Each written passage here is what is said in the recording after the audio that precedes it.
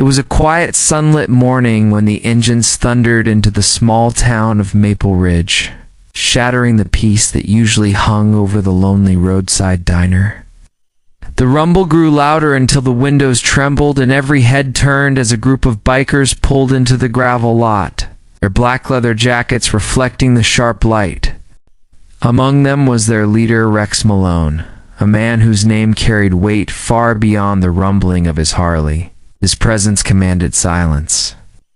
He was the kind of man who looked carved from stone, with eyes that spoke of 1,000 miles of roads and regrets.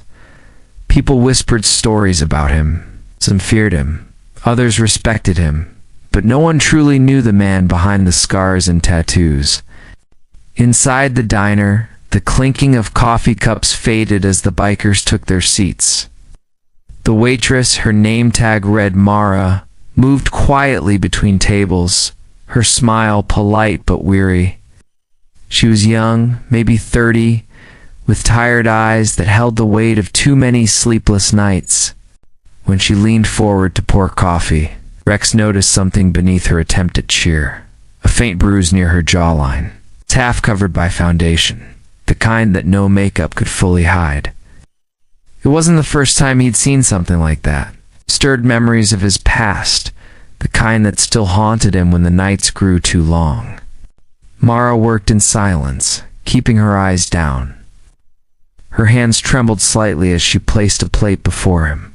Rex's gaze lingered, not with anger, but with concern. He didn't say a word, but inside something shifted, a quiet fury mixed with an ache he hadn't felt in years. He saw himself in her fear. Years ago, he'd lost someone he loved to the same kind of pain, the kind no one spoke about, the kind hidden behind closed doors.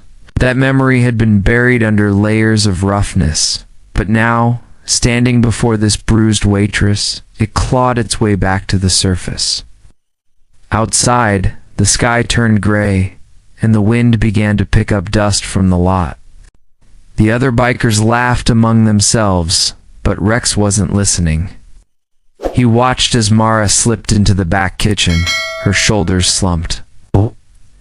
He followed her with his eyes, noticing how she flinched when the manager barked an order from across the counter. The man was thick-set with a mean look and eyes that burned with quiet cruelty. And in that moment, everything became clear to Rex. Hours later, when the lunch crowd thinned, Rex lingered alone at the counter, pretending to sip the last of his coffee. He watched the manager walk past Mara, bumping her shoulder hard enough to make her spill. She whispered an apology, but the man's response was sharp and venomous. Rex's jaw tightened. There was no mistaking it now. This wasn't just stress. It was fear, the kind that traps people in silence. That night, Rex couldn't shake the image of her bruises. He sat in his garage, the neon light flickering across rows of bikes, lost in thought. His brothers from the club came by, joking and loud, but he barely heard them. He kept thinking about how life had once given him a chance to help someone, and how he'd failed. He promised himself never again. The next morning, he made up his mind.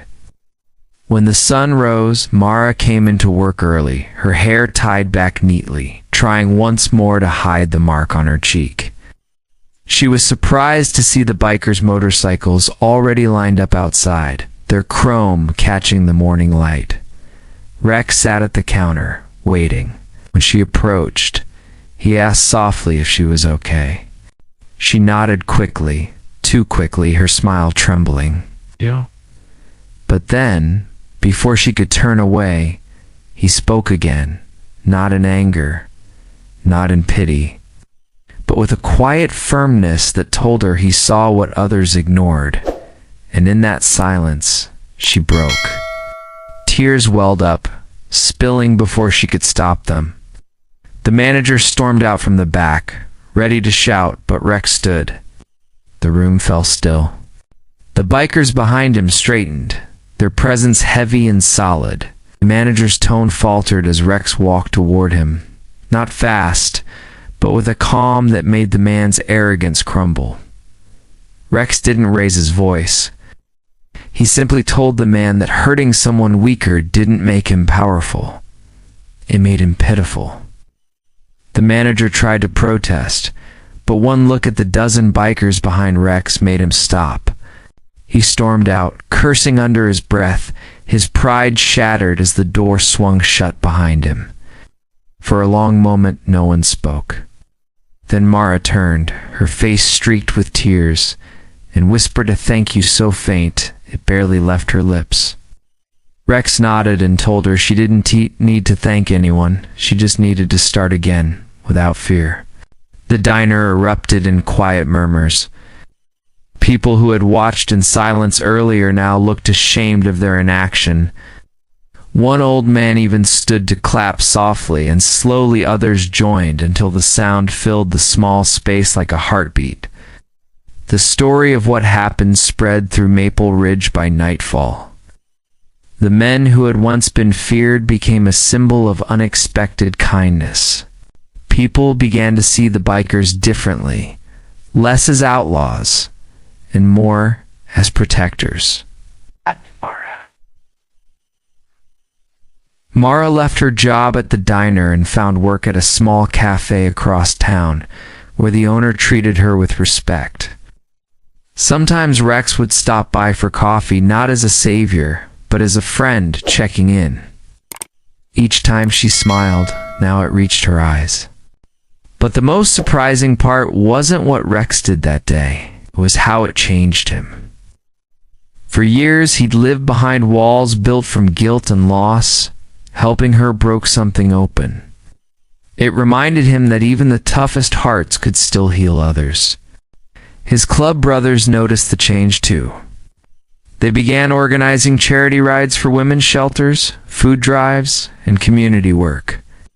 What started as a single act of courage turned into a movement that softened an entire town's perception of them. One evening, months later, as the sun set over Maple Ridge, Mara stood outside the diner, now under new management, and saw a familiar line of motorcycles pass by. The leader raised a hand as he rode past, a quiet acknowledgement, a bond formed not by words, but by shared humanity. She smiled, her heart full, knowing that sometimes kindness doesn't come wrapped in gentle hands. It comes roaring in on two wheels, wearing leather, carrying a heart that has known pain.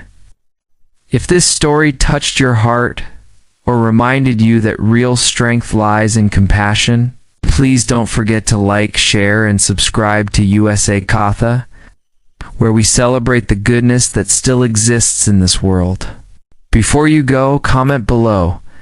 Do you believe even the toughest people can have the softest hearts?